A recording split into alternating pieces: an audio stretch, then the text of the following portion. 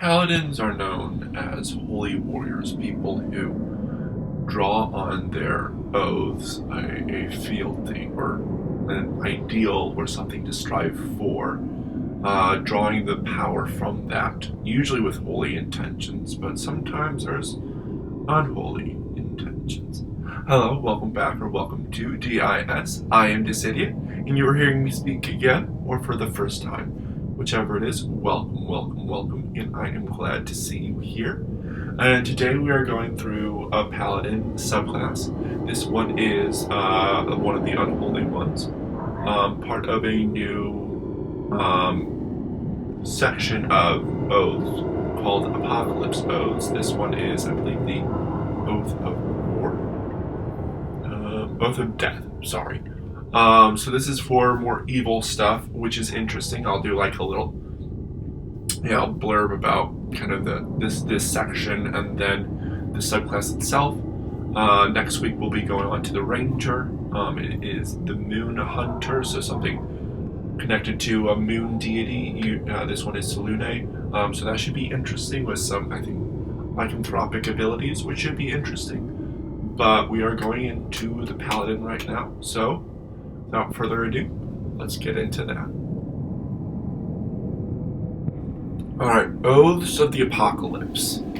The ancient texts say that before the final cataclysm devours the mortal plane, it will be heralded by four beings known as the Horsemen of the Apocalypse.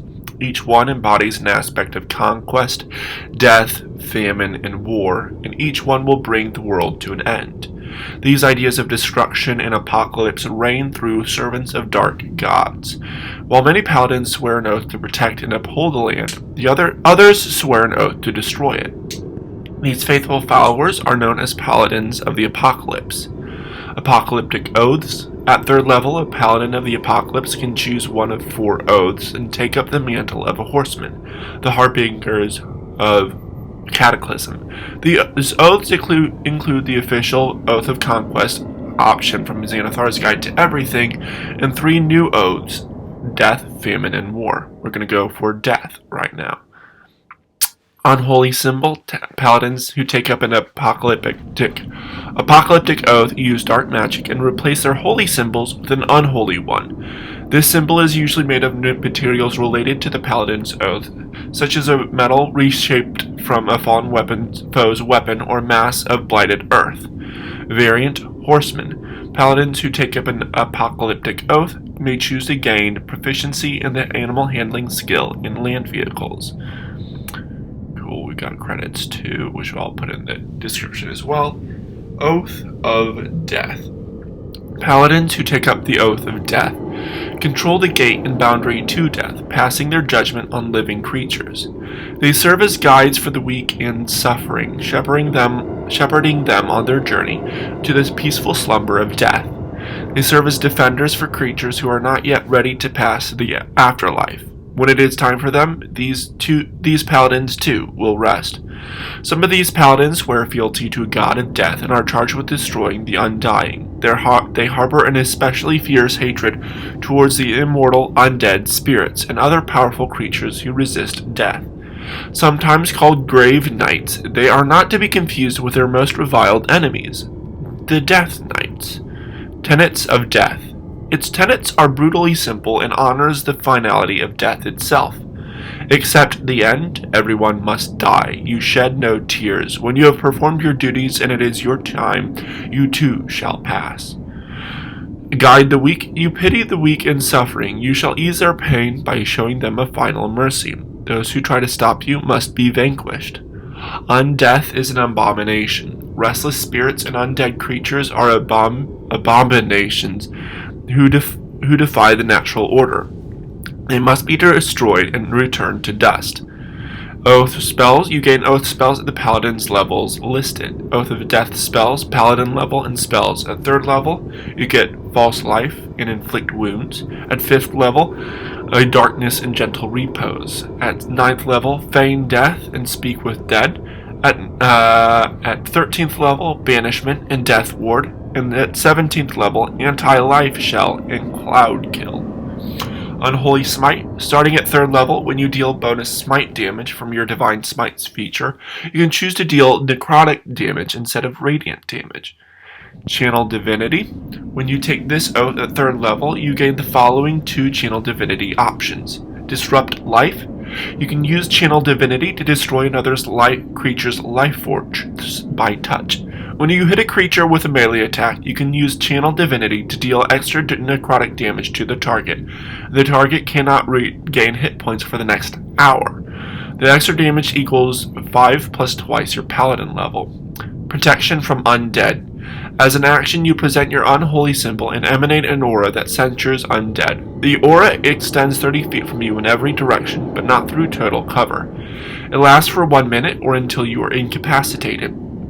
For the duration, each undead that starts its turn within your aura must make a wisdom saving throw. If the creature fails its saving throw, it is turned until your aura ends or until it takes any damage.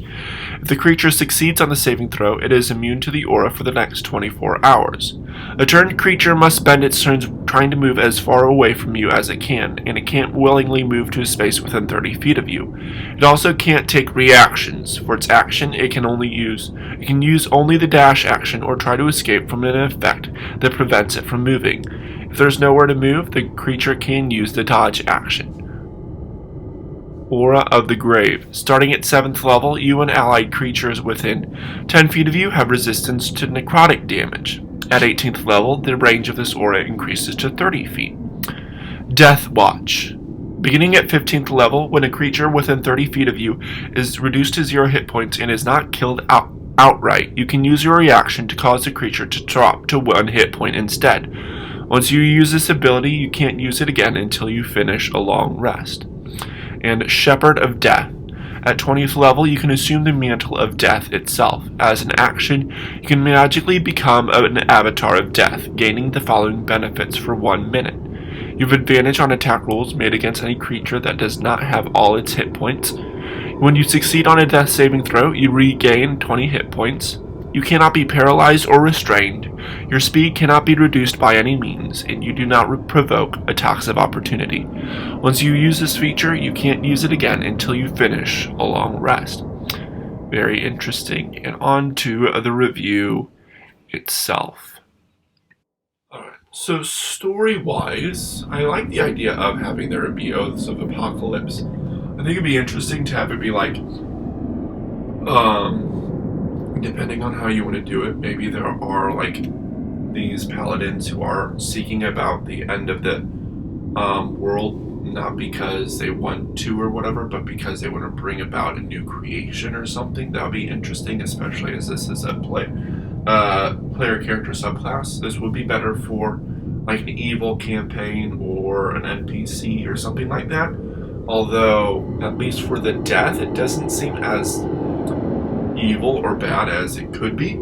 I'm sure for famine and war, it could be a lot darker, or it is a lot darker. But it's cool how it's like shepherding the weak and the suffering to final death, accepting that people die and killing any undead, which is cool. The spells all make sense. I like them. I don't think they're too powerful. The Unholy Smite, that makes total sense. I like the Channel Divinities. Those are nice. The Aura of the Grave is cool. Death Watch is neat. Kind of reminds me of this. Kind of all reminds me of kind of a Grave Domain Cleric, kind of Grave and Death Domain Cleric, kind of mixed and turned into a Paladin, which is cool.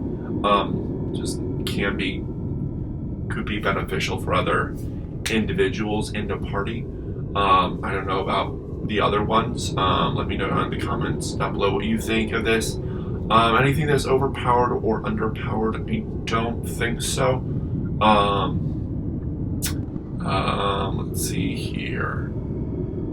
The whole, with the disrupt life of the Channel Divinity of like, they can't regain hit points for an hour, that's a long time, but they probably, I mean, if they can't heal one turn, they might die anyway. So there's that. Let's see here. Yeah, I think it's pretty cool. I know this seems pretty short, but that's all right. I'd love to see them play on Saturday, of course, which is Christmas Eve. I will be having my um, review of this. Of course, keep in your mind my Sister D&D inspired bar idea whenever that comes out. And also, of course, I'm still streaming. I probably won't be streaming this on Friday. I did stream earlier today the Neverwinter. Let's see here. I should be fine next week though. I am doing some writing, so if you're interested in that, let me know. Um, of course, like, comment, subscribe, share if you want to. I'd love that. Help me gain traction here. That would be fun. I don't know. Let's see. Anything else? Not that I can think of. Yeah, I could check out my next video. Oh, and the Ranger next week. And all that fun stuff. I will see you guys in the next video. I've got a kitty just wanting some attention. This idiot? Ow.